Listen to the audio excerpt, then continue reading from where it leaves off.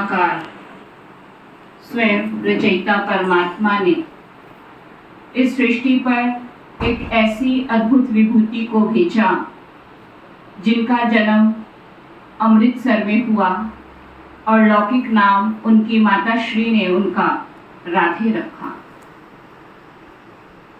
राधे जो कि बचपन से ही बहुत होशियार थी, गुणों में संपन्न थी, धनाढ्य परिवार की थी।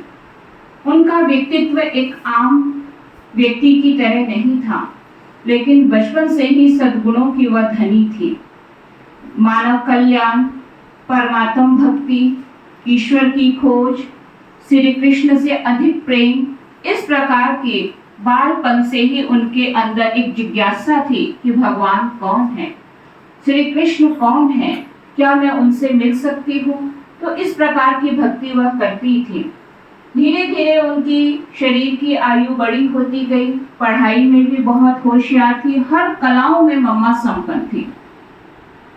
प्रजापिता ब्रह्मा कुमारी ईश्वरीय विश्वविद्यालय की स्थापना सन 1937 में हुई और उस समय हमारी मीठी ओम राधे अर्थात राधे जिनको हम कहते थे, उनको इस ईश्वरीय ज्ञान का पता चला। जब इस ईश्वरीय ज्ञान का पता चला और प्रथम बार वो इस ईश्वरीय विश्वविद्यालय के संपर्क में आई, तो उनकी पहली मुलाकात हमारे यज्ञ पिता प्रजापिता ब्रह्मा बाबा से साकार में उनका मिलन हुआ। जब उनका मिलन हुआ तो मम्मा ने बाबा के द्वारा श्री कृष्ण का साक्षात्कार किया। जैसे ही मम्मा ने बाबा के उस स्वरूप में श्री कृष्ण का साक्षात्कार किया, तो बचपन से जो प्रभु भक्ति की आश थी, तो मम्मा को ऐसा महसूस हुआ कि आज मैं उस स्थान पर आ गई हूँ जहाँ स्वयं श्री कृष्ण ने मेरी उस आश को पूरी कर डाली।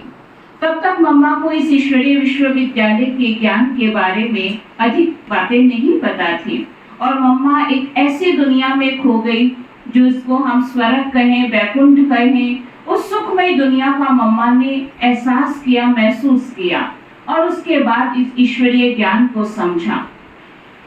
बाबा ने मम्मा को इस यज्ञ की बहुत अधिक जिम्मेवारी दी और मम्मा के जीवन के उन गुणों और कर्तव्यों के आधार से एक साधारण सी कन्या जो राधे रूप में आई और यज्ञ वत्सों को ममता का प्यार लुटाते हुए उनका नाम पड़ गया मम्मा।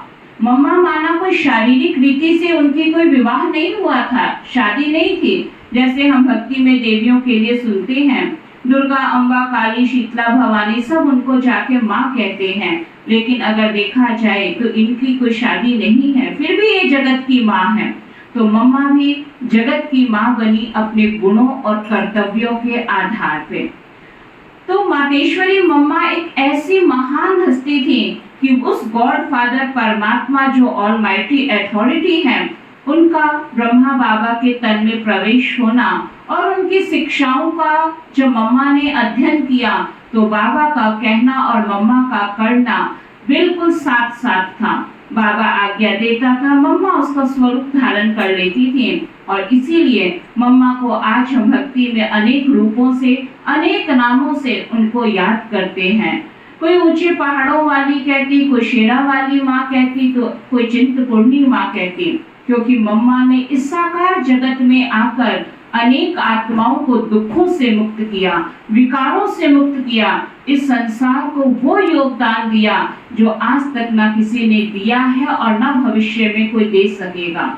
बहुत ही गर्व की बात है कि आज हम देखते हैं कि कोई देश, जैसे आज हमारे बीच में भाई साहब आए, हम सबको बहुत खुशी हुई। इसी प्रकार अपने कर्मों से इंसान कितना ऊंचा हो जाता है। इस संसार में अगर सबसे कोई पवित्र है तो वो है पवित्र परमपिता परमात्मा।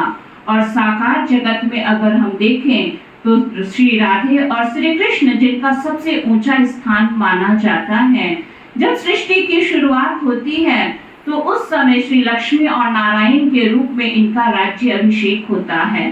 तो हमारी मम्मा एक ऐसी महान हस्ती थी जो आने वाली भविष्य नई दुनिया में लक्ष्मी अर्थात श्री लक्ष्मी के रूप में उस पद को प्राप्त करके पूरे विश्व के नव निर्माण का कार्य करेंगे, जहाँ एक धर्म, एक राज्य, एक भाषा, एक कुल, एक मत मर्यादाएं होंगे, धार्मिक और राजनैतिक सत्ता भी एक के हाथ में होंगे।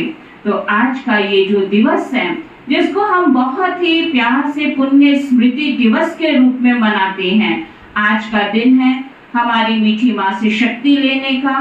क्योंकि जब हम देवियों के आगे जाते हैं तो उसके पीछे एक ही लक्ष्य होता है कि हे माँ, हमें इतने वरदान दो, इतनी शक्ति दो, जो हमारा जीवन भी उज्जवल बन जाए, श्रेष्ठ बन जाए। हमें सही मार्ग दो, जिससे हम भी उस सही मार्ग पे चलकर अपने कर्मों को श्रेष्ठ बना सकें। तो आप सब भी आज के इस शुभ दिन पर मम्मा को अभी हम सब याद करेंगे और आज के दिन ऐसी शक्ति उनसे प्राप्त करेंगे। ओम शांति शांति शांति।